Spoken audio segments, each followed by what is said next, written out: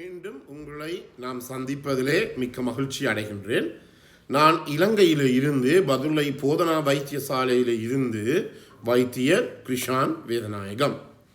நாங்கள் பார்த்து கொண்டிருக்கின்ற விடயம், அதாவது அன்கான்சுமேட்டட் மேரேஜஸ் என்று சொல்லப்படுகின்ற கணவனும் ஆணும் பெண்ணும் திருமணம் முடித்த பிற்பாடு இருவருக்கும் இடையே ஒரு வெற்றிகரமான ஒரு சக்சஸ்ஃபுல் பாலியல் உறவு, சக்சஸ்ஃபுல் செக்ஷுவல் இன்டர்கோர்ஸ் இல்லாமல் போவதற்குரிய காரணங்களை பற்றி பார்த்து கொண்டிருக்கின்றோம். அதிலே இந்த முக்கியமாக இருவருக்குமே பொதுவான ஒரு விடயமாகிய இந்த மித்ஸ் அல்லது மூட நம்பிக்கைகளை பற்றி பார்த்து கொண்டு இருக்கின்றோம். எனவே இந்த நிகழ்ச்சி உங்களுக்கு பிடித்திருந்தால் மறக்காமல் யூடியூப்பில் பார்ப்பவர்கள் லைக் பண்ணுங்கள், ஷேர் பண்ணுங்கள், மணி சின்னத்தை அல்லது பெல் சைனை அமுழ்த்தி சப்ஸ்கிரைப் பண்ணுங்கள். டிக்டாக்கிலும் இன்ஸ்டாகிராமிலும் மறக்காமல் ஃபாலோ பண்ணுங்கள். உங்களோட உறவினர்கள் நண்பர்களுக்கு இந்த நிகழ்ச்சியை கட்டாயம் நீங்கள் அறிமுகப்படுத்துங்கள்.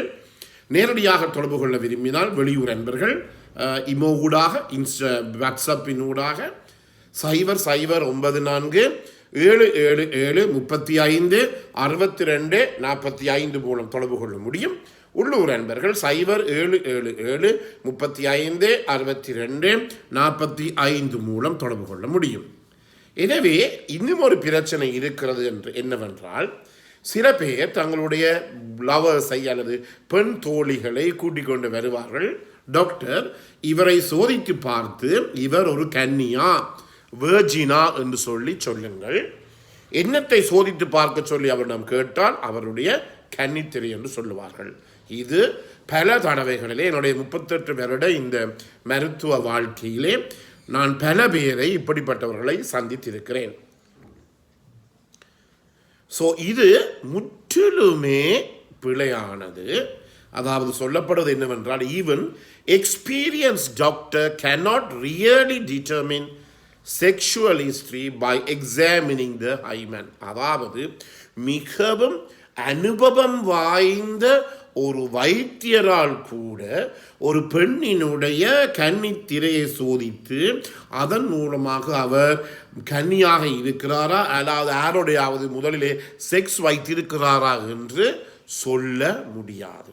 எனவே தயவு செய்து இன்றும் கூட பல பேர் தொலைபேசியின் மூலம் இந்த நிகழ்ச்சிக்கு பிறகு பல பேர் தொடர்பு கொண்டு எங்களிடம் கேட்டுக்கொண்டிருக்கிறார்கள்.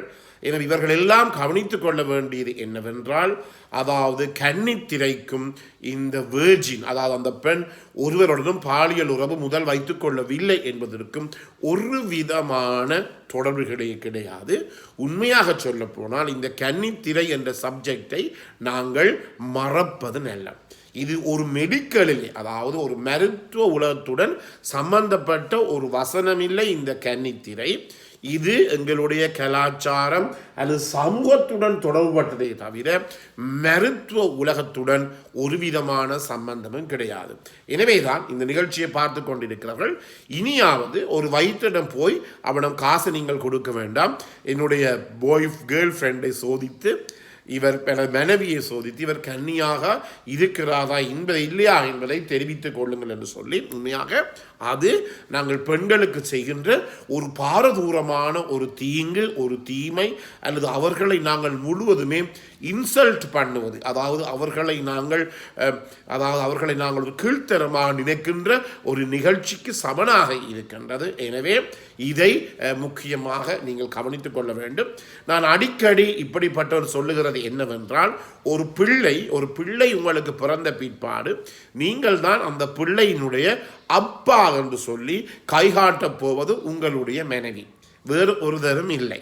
எனவே இப்படி ஒரு பெரிய ஒரு பொறுப்பு வாய்ந்த ஒரு நிலைமையில இருக்கிற பெண்ணை இந்த கன்னித்திரையை நாங்கள் சாட்டாக வைத்து அவர்களை நாங்கள் இப்படி செய்வோமாக இருந்தால் அது அவர்களுக்கு செய்யப்படுகிற பெண் இனத்துக்கு செய்யப்படுகின்ற ஒரு பெரிய தீங்காகவும் தீமையாகவும் தான் இருக்கும். எனவே இதை நீங்கள் முற்றிலுமே மாற்ற வேண்டும்.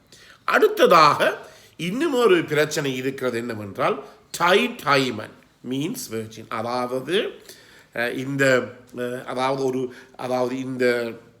ஹைமன் கன்னித்திரையானது இறுக்கமாக இருந்தால் அவர் ஒரு முக்கியமான ஒரு வேர்ஜின், ஒரு கன்னி, ஒருடன் பாலியல் தொடர்பு கொள்ளவில்லை என்பதை சொல்ல முடியுமா என்பதுதான் அடுத்து இருக்கின்ற எங்களுக்கு ஒரு மூட நம்பிக்கை.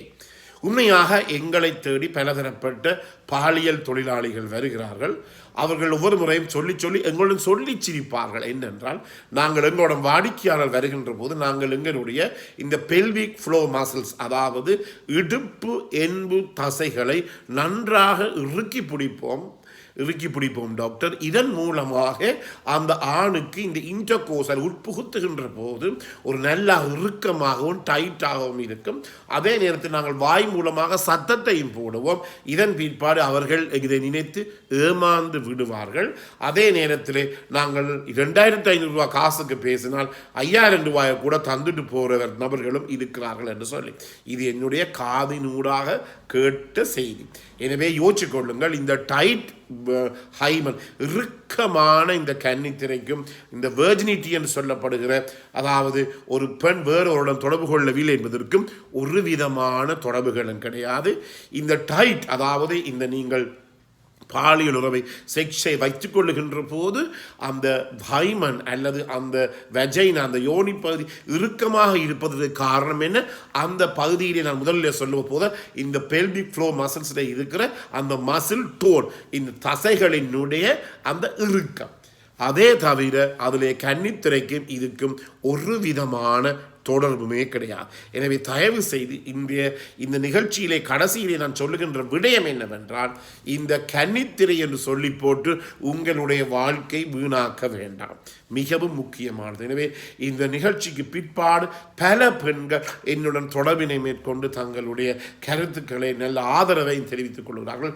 அவர்களுக்கு இது மனமார்ந்த நன்றிகளை நாங்கள் தெரிவித்துக் கொள்ள வேண்டும். எனவே உங்களுக்கு தெரியும், இந்த காலப்பகுதிகளிலே இந்த பாலியல் உறவிலே, இந்த செக்ஷுவல் லைஃப் ஏற்படுகிற பிரச்சனை காரணமாக எத்தனை கொலைகள், எத்தனை குடும்ப புரள்வுகள், எத்தனை பேருடைய வாழ்க்கை சீரழிந்து போவதை ஒவ்வொரு நாளும் எங்களாலே காணக்கூடியதாக இருக்கின்றது. எனவேதான் இந்த செக்ஷுவல் ஹெல்த் அல்லது பாலியல் கல்வி அல்லது பாலியல் சுகாதாரம் என்பது அனைவருக்குமே கொடுக்கப்பட வேண்டும். இதன் மூலமாக நல்லொரு ஆரோக்கியமான சமூகத்தை எங்களாலே கட்டி எழுப்ப முடியும். எனவே இந்த பாலியல் வாழ்க்கையானது ஒரு சமூகத்திலே பாதிக்கப்படுகின்ற போது அது நீண்ட காலத்திலே பெரிய ஒரு பிரச்சனை உங்களுக்கு ஏற்படுத்தும். உங்களுக்கு தெரியும், பெரிய உன்னதமான கலாச்சாரங்களிலே கூட இந்த பாலியல் வாழ்க்கை காரணமாக பலதரப்பட்ட புரள்வுகள், பலதரப்பட்ட சமுதாய சீர்கேடுகள் ஏற்படுவதை எங்களாலே வைத்தியசாலையிலே ஒவ்வொரு நாளுமே காணக்கூடியதாக இருக்கிறது. எனவே மீண்டும் உங்களுக்கு ஞாபகப்படுத்த விரும்புகிறோம், இந்த வாழ்க்கை ஒரு தரம்தான் எங்களுக்கு வாழ சந்தர்ப்பம் கிடைக்கும். only one chance. மீண்டும் ஒரு முறை இந்த உலகத்திலே பிறந்து எங்களாலே வர முடியாது. எனவே இவ்வாறு கிடைத்த இந்த வாழ்க்கையை அழகாகவும் ஒழுங்காகவும் பாவிக்க வேண்டும். மற்றவர்களுக்கு கரைச்சலை கொடுக்காமல், மற்றவர்களுக்கு தீங்கு விளைவிக்காமல், அதே நேரத்திலே மற்றவர்களுக்கு உதவக்கூடிய வகையிலே எங்களை குடும்பத்தில் இருக்கின்ற எங்களுடைய மனைவியாக இருக்கலாம், பிள்ளைகளாக இருக்கலாம், கணவராக இருக்கலாம், அவருடைய பாலியல் தேவைகளை நிவர்த்தி செய்து அதன் மூலமாக ஒரு உன்னதமான சமுதாயத்தை கட்டி எழுப்ப வேண்டும். இதுதான் என்னுடைய மிகப்பெரிய அவாவாக இருக்கிறது.